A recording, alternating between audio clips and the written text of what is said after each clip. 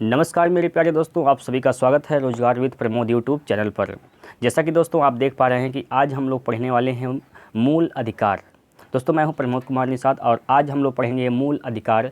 संविधान हम लोग पढ़े हैं, इसमें हम लोग पढ़ने वाले हैं मूल अधिकार। ठीक है, मूल अधिकार से जितने भी क्वेश्चन बनते हैं आप लोग बेहतरीन तरीके से कर लेंगे और आप किसी भी परीक्षा की तैयारी कर रहे हैं तो यह उसमें फ़ायदा करेगा ही। ठीक है, तो आइए दोस्तों स्टार्ट करते हैं। स्टार्ट करने से पहले आप लोगों को एक बात बताना चाहूँगा दोस्तों कि अगर आप लोग चैनल को सब्सक्राइब नहीं किए हैं तो ज़रूर चैनल को सब्सक्राइब करिए। वीडियो पसंद आता है तो इसे लाइक भी करिए और अधिक से अधिक लोगों तक इसको शेयर भी करिए। ठीक है, चलिए अब हम लोग पढ़ते हैं, आगे बढ़ते हैं। जैसा कि आपने देखा है कि हम लोग पढ़ेंगे मूल अधिकार। ठीक है, मूल अधिकार। तो आप यहाँ हम कहानी स्टार्ट यहाँ से करते हैं दोस्तों कि आपको सबसे पहले यह जानना ज़रूरी है कि मूल अधिकार संविधान के किस भाग में है।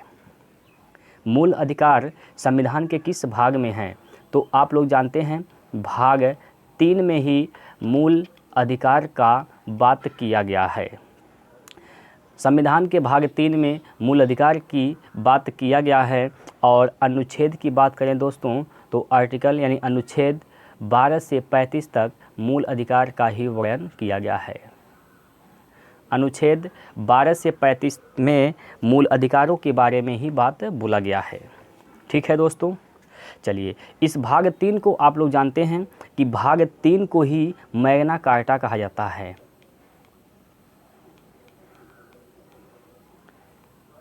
भाग 3 को मैग्ना कार्टा कहा जाता है। अब आपके दिमाग में बात आई होगी कि यह मैग्ना कार्टा है क्या चीज़। ठीक है, आपके दिमाग में यह बात आया होगा दोस्तों कि मैग्ना कार्टा है क्या चीज़। तो चलिए हम इस मैग्ना कार्टा को ही समझ लेते हैं। मेरे प्यारे दोस्त, आप लोग एक बात बताएंगे कि अगर आपके घर में, ध्यान से समझिएगा बात को, अगर आपके घर में एक रूम बना होगा, एक कमरा बना होगा जिसको आप लोग कह रहे होंगे रसोई घर। ठीक है, तो आप लोग कैसे रसोई घर कहते हैं। जैसे मान लीजिए आपके घर में एक कमरा बना हुआ है, मान लीजिए यह आपका घर है और इस घर में एक कमरा है, यह एक कमरा है। इस कमरे में क्या बनता है, खाना बनता है। इस कमरे में खाना बनता है तो आप बिल्कुल बेहिचक कहते हैं कि इस रूम का एक नाम देते हैं जिसका नाम होता है रसोई घर। बिल्कुल आपका जवाब होगा जी, हम कहते हैं कि इस रूम को हम रसोई घर कहते हैं। यानी जिस घर में खाना बन रहा है उसे आप लोग रसोई घर कहते हैं। जैसे और भी उदाहरण इसके लिए हम लोग समझ सकते हैं। जैसे मान लीजिए किसी कंपनी में, कोई कंपनी है, यह एक बहुत बड़ी फैक्ट्री है। इस फैक्ट्री में बिस्किट बनता है तो आप लोग इस फैक्ट्री को कौन सा क्या कहेंगे, बिस्कुट की फैक्ट्री बोलेंगे। बोलेंगे कि नहीं बोलेंगे, आप कहेंगे जी बिल्कुल बोलेंगे। तो ठीक उसी प्रकार से हुआ क्या था, मैग्ना कार्टा की हम बात कर रहे हैं। हुआ क्या था कि इंग्लैंड का एक राजा हुआ करता था जिसका नाम था राजा जॉन। इंग्लैंड का राजा हुआ करता था जिसका नाम था राजा जॉन। इसने एक घोषणा पत्र जारी किया था। कब, 15 जून 1215 ईस्वी में इंग्लैंड का राजा जॉन हुआ करता था जो 15 जून 1215 ईस्वी में एक घोषणा पत्र जारी किया था। और उस घोषणा पत्र में लिखा क्या था, उस घोषणा पत्र में लिखा था कि लोगों के स्वतंत्रता और अधिकारों के बारे में। उस घोषणा पत्र में घोषणा जो पत्र था उसमें क्या लिखा था दोस्तों, उसमें लिखा था लोगों के अधिकार और स्वतंत्रता के बारे में। तो बताइए जिस पत्र में लोगों को अधिकार और स्वतंत्रता के बारे में लिखा था, राजा जॉन ने उसे मैग्ना कार्टा बोला था। तो हमारे संविधान में भी जो भाग 3 है इसमें भी लोगों के अधिकार और स्वतंत्रता के बारे में लिखा गया है। तो क्या आप इसे मैग्ना कार्टा नहीं कहेंगे? एक बार आप लोग कमेंट करके बताइए, आप लोग इसे मैग्ना कार्टा कहेंगे नहीं कहेंगे? आपका जवाब होगा जी बिल्कुल कहेंगे। ठीक है, तो मैग्ना कार्टा समझ में आ गया। भाग 3 को ही मैग्ना कार्टा कहा जाता है। राजा जॉन ने 15 जून 1215 ईस्वी को एक घोषणा पत्र जारी किया था जिस घोषणा पत्र में लिखा गया था लोगों के अधिकार और स्वतंत्रता के बारे में। उस घोषणा पत्र को मैग्ना कार्टा कहा गया और वही जो चीज़ राजा जॉन ने अपने घोषणा पत्र में लिखा था वही बातें हमारे संविधान के भाग 3 में भी लिखा गया है। तो हम भाग 3 को भी मैग्ना कार्टा कह सकते हैं। तो इसलिए भाग 3 को मैग्ना कार्टा कहा जाता है। इस लाइन में कोई दिक्कत नहीं होगा, कोई परेशानी नहीं हुई होगी। चलिए आगे बढ़ते हैं और चीज़ें समझते हैं हम लोग। ठीक है दोस्तों, और चीज़ें हम लोग समझते हैं।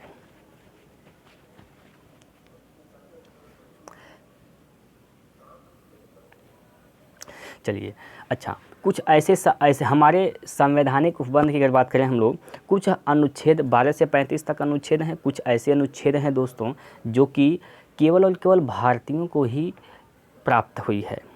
कुछ ऐसे मूल अधिकार हैं जो केवल भारतीयों के लिए ही है, और कुछ ऐसे हैं जो भारतीय और विदेशी दोनों के लिए हैं। ठीक है, तो कौन कौन से अनुच्छेद केवल भारतीयों के लिए है और कौन कौन से अनुच्छेद भारतीय और विदेशी दोनों के लिए हैं, इसको हम लोग समझते हैं। तो सबसे पहले हम समझते हैं कि केवल भारतीय के लिए, केवल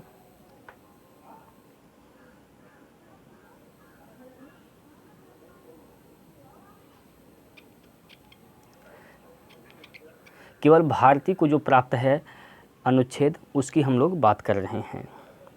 जो अनुच्छेद सिर्फ और सिर्फ भारतीयों के प्राप्त हैं, तो अभी हम लोग इसके बारे में बहुत डिटेल तरीके से समझेंगे दोस्तों। बस आप लोग याद रखिएगा कि कौन कौन से अनुच्छेद हैं जो भारतीयों को प्राप्त हैं। तो अनुच्छेद आप याद करेंगे, अनुच्छेद 15 जो कि सिर्फ और सिर्फ भारतीयों के लिए है, और अनुच्छेद 15 है, ऐसे यहाँ लिख लीजिए। अनुच्छेद 15 है, अनुच्छेद 16 है, ठीक है, अनुच्छेद 19 है, और अनुच्छेद 29 है, और अनुच्छेद 30 है। ठीक है, अनुच्छेद 15, अनुच्छेद 16, अनुच्छेद 19, अनुच्छेद 29 और अनुच्छेद 30, इतने यानी 1 2 3 4 5 ऐसे अनुच्छेद हैं जो मूल अधिकार से संबंधित हैं, और यह केवल भारतीयों के लिए ही है। ठीक है, ठीक। इसके बाद बात करते हैं हम कि भारतीय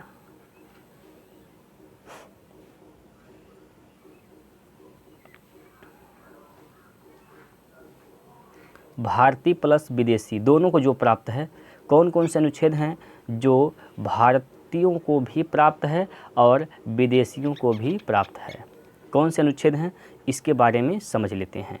ठीक है, चलिए यहाँ पर समझेंगे। अनुच्छेद की अगर बात करें, अनुच्छेद 14, अनुच्छेद 20, अनुच्छेद 21, अनुच्छेद 21A, अनुच्छेद 22,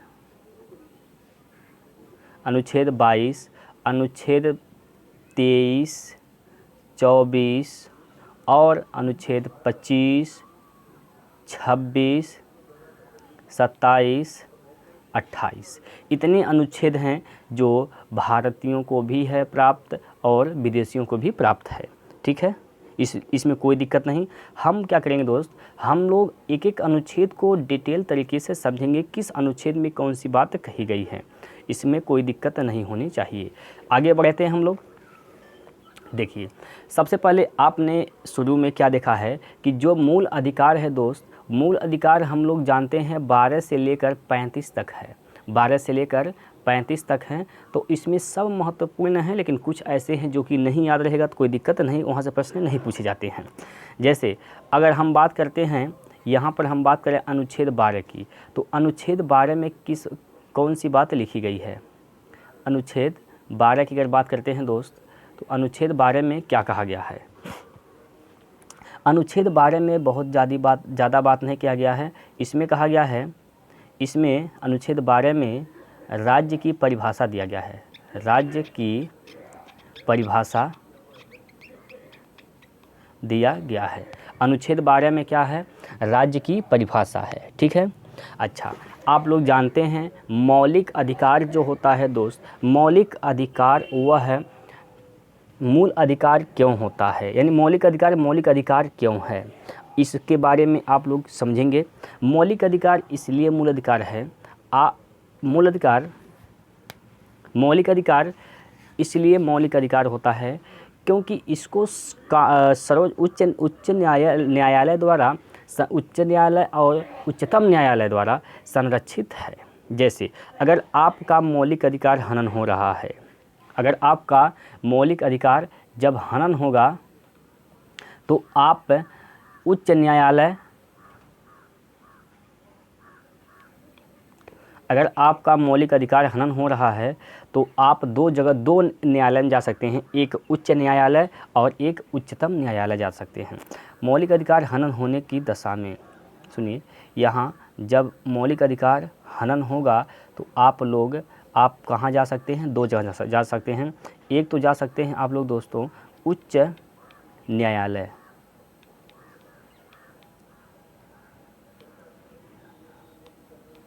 उच्च न्यायालय में जा सकते हैं, ठीक है, उच्च न्यायालय में जा सकते हैं, ठीक। लेकिन बात यहाँ पर आती है, कौन सा अनुच्छेद यह कहता है कि मौलिक अधिकार अगर हनन हो रही है तो हम उच्च न्यायालय में जा सकते हैं? तो कौन सा अनुच्छेद के तहत आप उच्च न्यायालय में जा सकते हैं? अनुच्छेद की बात करते हैं दोस्तों तो अनुच्छेद 226 के तहत आप मौलिक अधिकार का हनन होने पर उच्च न्यायालय में जा सकते हैं। लेकिन अगर दोस्तों बात करें हम लोग उच्चतम न्यायालय की, तो उच्चतम न्यायालय में कब जा सकते हैं?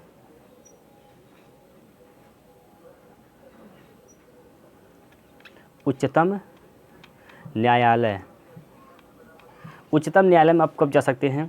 अगर आपका मौलिक अधिकार हनन होता है तो आप उच्चतम न्यायालय में भी जा सकते हैं। लेकिन कौन सा अनुच्छेद आपको उच्चतम न्यायालय में जाने का आदेश देता है?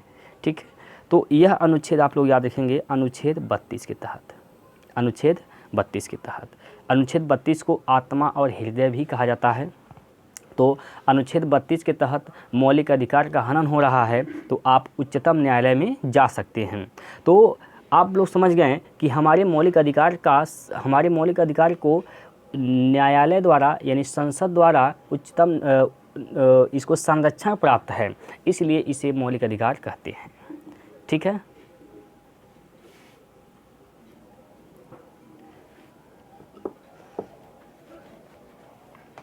मौलिक अधिकार समझ गए दोस्तों। उच्चतम न्यायालय में कब जा सकते हैं? अनुच्छेद 226 के तहत। और उच्च न्यायालय में जा सकते हैं अनुच्छेद 226 के तहत, उच्चतम न्यायालय में जा सकते हैं अनुच्छेद 32 के तहत, ठीक है। चलिए, अच्छा, अनुच्छेद 13 की बात करते हैं दोस्तों। 13 बहुत ज़्यादा इंपॉर्टेंट नहीं है, अगर नहीं याद है तो कोई दिक्कत नहीं है।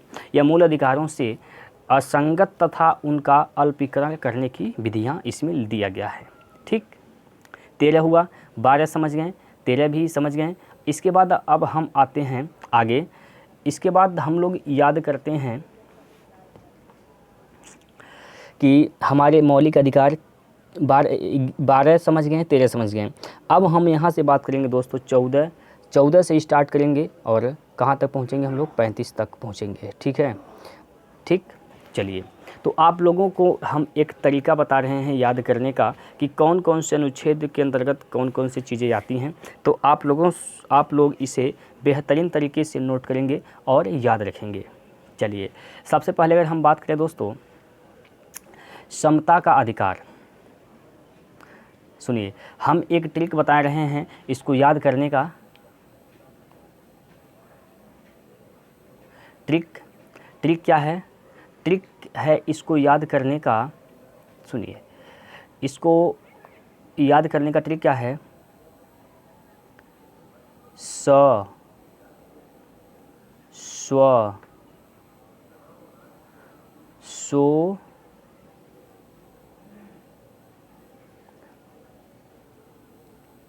ध संग,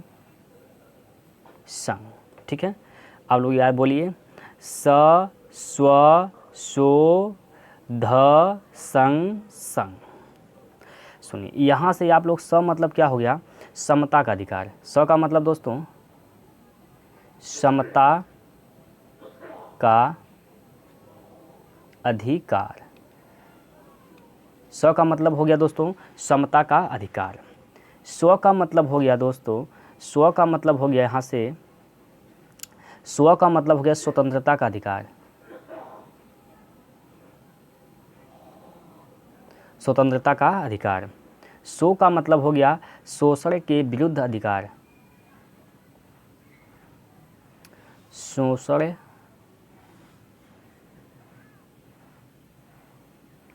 शोषण के विरुद्ध अधिकार। इसके बाद हम ध की बात करें, ध से क्या हो जाएगा, धर्म की स्वतंत्रता का अधिकार, यानी धार्मिक स्वतंत्रता का अधिकार।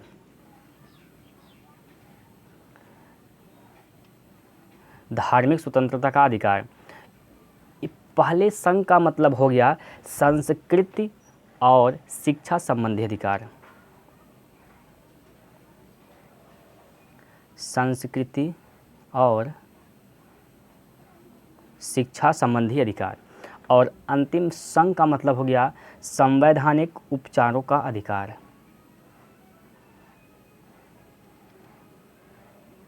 संवैधानिक उपचारों का अधिकार। ठीक है, ये ट्रिक आप लोग याद रखिए। ट्रिक क्या है, मौलिक अधिकार याद करने का ट्रिक क्या है, स स्व सो ध संग संग, स स्व सो ध संग संग। ठीक है, चलिए, स का मतलब समता का अधिकार, स्व का मतलब स्वतंत्रता का अधिकार, सो का मतलब शोषण के विरुद्ध का अधिकार, उसके बाद ध का मतलब धार्मिक स्वतंत्रता का अधिकार, संघ का मतलब संस्कृत और शिक्षा का अधिकार, और एक संघ का मतलब संवैधानिक उपचारों का अधिकार। अब हम समझते हैं कि समता के अधिकार में के अंतर्गत कौन कौन से अनुच्छेद आते हैं। आप लोग 12-13 पढ़ चुके हैं, तो इसका मतलब अब 14 से स्टार्ट हो रहा है। तो इसमें आ जाएगा 14 से लेकर 18 तक, 14 से लेकर 18 तक किसके अंतर्गत, समता के अधिकार के अंतर्गत। ठीक है, उसके बाद 18 समाप्त हो गया, उसके बाद आएगा 19 से लेकर 22 तक, 19 से 22 तक किसमें आ जाएगा, स्वतंत्रता का अधिकार में। 22 हो गया, उसके बाद आएगा 23 से 24 तक, अनुच्छेद 23 से 24 तक किसी में आ जाएगा, अनुच्छेद 23 से 24 तक आ जाएगा शोषण के विरुद्ध अधिकार। इसके बाद धार्मिक स्वतंत्रता की बात करते हैं, तो इसमें आ जाएगा 25 से 28 तक, 25 से 28 तक। और संस्कृत और शिक्षा का अधिकार की बात करें तो इसमें क्या क्या आ जाएगा, इसमें कहाँ से आ जाएगा 29 से 30, 29 और 30, 29 30। ठीक, और अगर संवैधानिक उपचारों की बात करें तो अनुच्छेद 32, अनुच्छेद 32 इसे संवैधानिक उपचारों का अधिकार कहते हैं, और 32 को ही आत्मा या हृदय भी कहते हैं, भीमराव अंबेडकर साहब ने कहा था। ठीक है, समझ गए, एक बार फिर से समझिए, स स्व सो ध संग संग। स का मतलब समता का अधिकार, कहाँ से कहाँ तक, 14 से 18 तक। स्व का मतलब स्वतंत्रता का अधिकार, कहाँ से, 19 से 22 तक। सो का मतलब शोषण के विरुद्ध अधिकार, 23 से 24। ध का मतलब धार्मिक स्वतंत्रता का अधिकार, 25 से 28। संघ का मतलब संस्कृत एवं शिक्षा का अधिकार, 29 से 30। संघ का मतलब फिर एक संघ है, इसका मतलब संवैधानिक उपचारों का अधिकार, अनुच्छेद 32 हो गया। इसमें कुछ है ये नहीं है। चलिए अब हम लोग आगे बढ़ते हैं, अब दोस्तों आगे बढ़ते हैं। चलिए एक बात आप लोग यहाँ पर याद रखिएगा कि मूल अधिकार को भारत का कोई भी नागरिक या कोई भी व्यक्ति स्वयं की अपनी इच्छा से मूल अधिकार को त्याग नहीं सकता है। इस बात को आप लोग नोट करके लिख लीजिए कि भारत का कोई भी व्यक्ति मूल अधिकार को स्वयं की इच्छा से मूल अधिकारों का त्याग नहीं कर सकता है। ठीक है, तो इस बात को आप लोग याद रखेंगे। चलिए आगे बढ़ते हैं दोस्तों। मूल अधिकार की हम लोग बात करते हैं दोस्त, तो मूल अधिकार में बहुत संशोधन किए गए। तो एक बहुत इसमें हालांकि संशोधन किए गए हैं, तो इसको हम मूल अधिकार में संशोधन भी किए गए हैं। तो इसमें हुआ क्या, इसमें पहला जो संशोधन था, इसमें याद रखेंगे आप लोग, एक शंकरी प्रसाद बनाम भारत संघवाद, मूल अधिकारों में संशोधन हुआ है। इसमें पहला याद रखेंगे शंकरी प्रसाद वर्सेस यानी बनाम भारत संघवाद, भारत संघवाद। यह कब आया, कब हुआ यह? तो 1951 में हुआ था। इसको आप लोग याद रखिएगा कि संविधान प्रस्तावना, क्या नाम है इसका, बोलते हैं मूल अधिकार। मूल अधिकार में पहला जो संशोधन हुआ वह शंकरी प्रसाद भारत संघवाद हुआ 1951 में। ठीक है, इसमें कोई दिक्कत नहीं है। इसके बाद आया दूसरा नंबर। दूसरा नंबर क्या याद रखेंगे? गोलकनाथ बना पंजाब राज्यवाद। गोलकनाथ बनाम पंजाब राज्यवाद।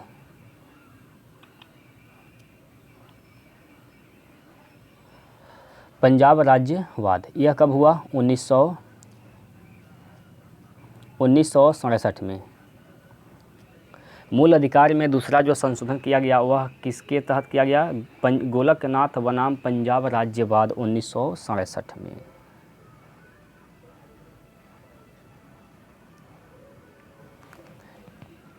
यह मूल अधिकारों से संबंधित वाद हैं, इसको आप लोग याद रखेंगे। और बहुत ही महत्वपूर्ण है तीसरा वाद जो है केशवानंद भारतीवाद। तीसरा नंबर क्या है? केशवानंद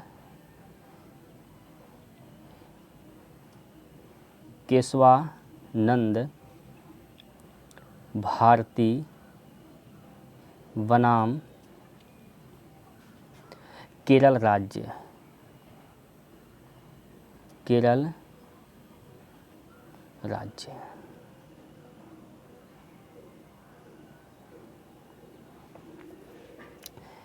यह इसको आप लोग याद रखेंगे 24 अप्रैल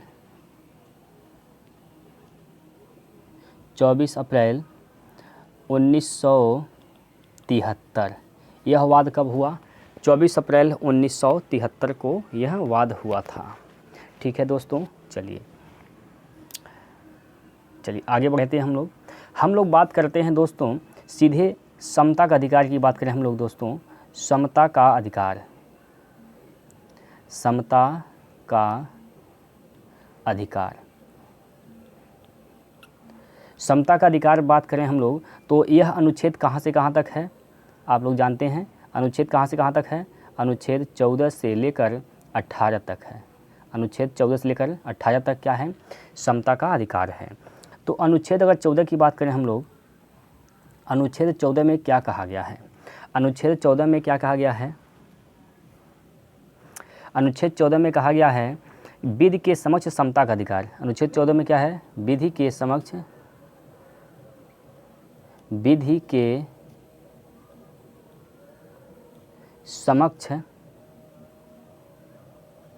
समता का अधिकार।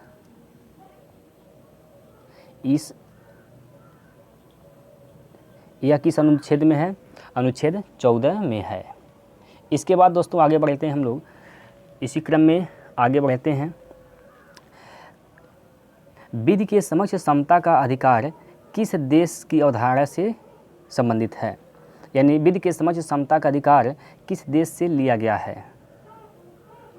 तो विधि के समक्ष समता का जो अधिकार है यह ब्रिटेन के संविधान से लिया गया है। कहाँ से दोस्तों?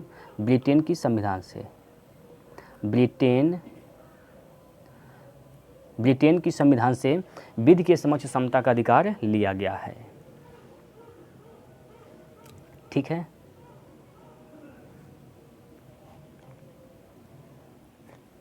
चलें आगे। चलिए इसके बाद हम लोग दोस्तों बात करते हैं आगे अनुच्छेद 15 का। अनुच्छेद 15 में क्या है? अनुच्छेद अगर 15 की बात करें हम लोग दोस्तों तो अनुच्छेद 15 में है क्या चीज़? अनुच्छेद 15 में क्या बताया गया है? तो अनुच्छेद 15 में बताया गया है दोस्तों धर्म, मूल वंश, जाति, लिंग या जन्म स्थान के आधार पर विभेद का प्रतिषेध किया गया है। ठीक है, अनुच्छेद 15 में क्या है? धर्म,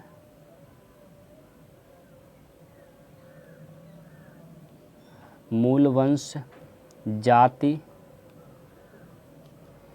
लिंग या जन्म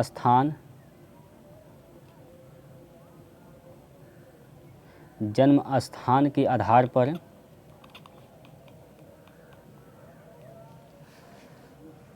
विभेद का प्रतिषेध।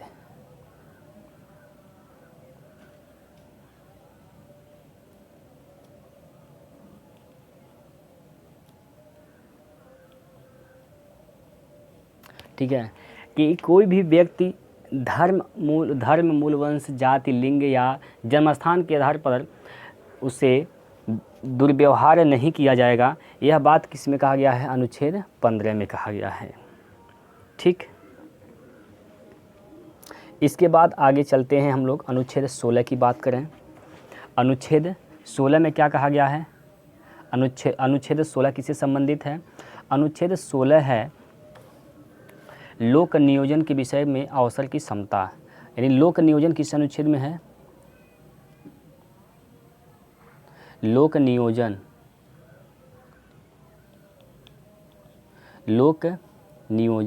अनुच्छेद 16 में है। ठीक है,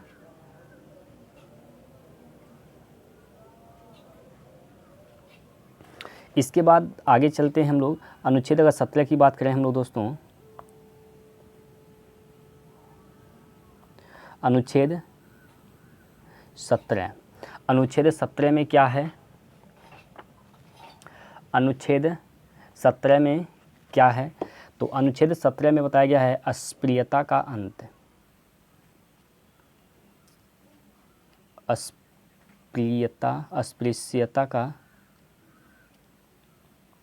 अस्पृश्यता का अंत यह अनुच्छेद 17 में बताया गया है। अच्छा, अस्पृश्यता का मतलब होता है छुआछूत।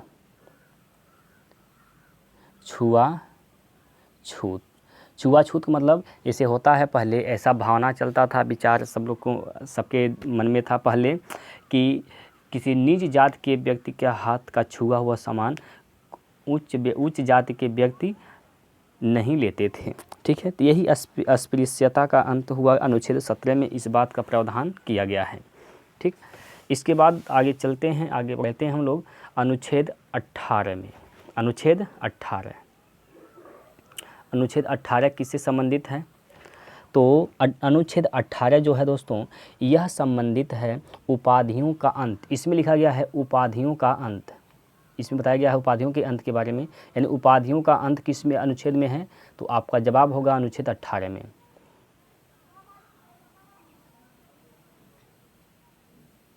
उपाधियों का अंत यह किस अनुच्छेद में है? अनुच्छेद 18 में है। ठीक,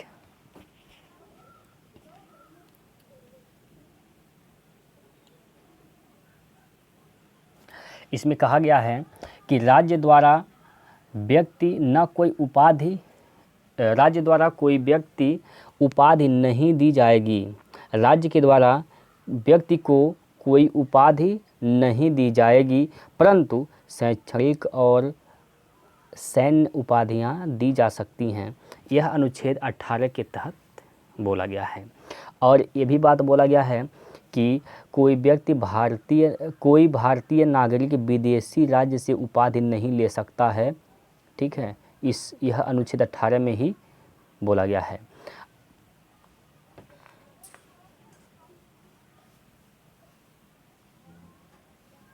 ठीक, ये था अनुच्छेद 18 तक, यानी हम लोग पढ़े हैं अभी समता का अधिकार अनुच्छेद 14 से 18 तक। इसके बाद दोस्तों हम लोग आगे बढ़ेंगे जब, तो पढ़ेंगे हम लोग अनुच्छेद 19 से 22 तक, जो कि क्या है? स्वतंत्रता का अधिकार। तो इस एक आगे हम 19 से 22 तक यानी स्वतंत्रता का अधिकार अगले क्लास में पढ़ेंगे, अगले वीडियो में देखेंगे। तो आज के लिए इतना ही। ये वीडियो कैसा लगा आपको इससे कितना बेनिफिट हुआ, फ़ायदा हो रहा है नहीं, समझ में आ रहा है नहीं, आप लोग कमेंट बॉक्स में एक बार ज़रूर लिख के बताइए। और वीडियो अच्छा लगा हो तो प्लीज़ एक बार आप लोग चैनल को सब्सक्राइब नहीं किए, सब्सक्राइब करिए, वीडियो को लाइक करिए, अधिक से अधिक लोगों तक इसको शेयर भी करिए। तो आज के लिए इतना ही। जय हिंद, जय भारत।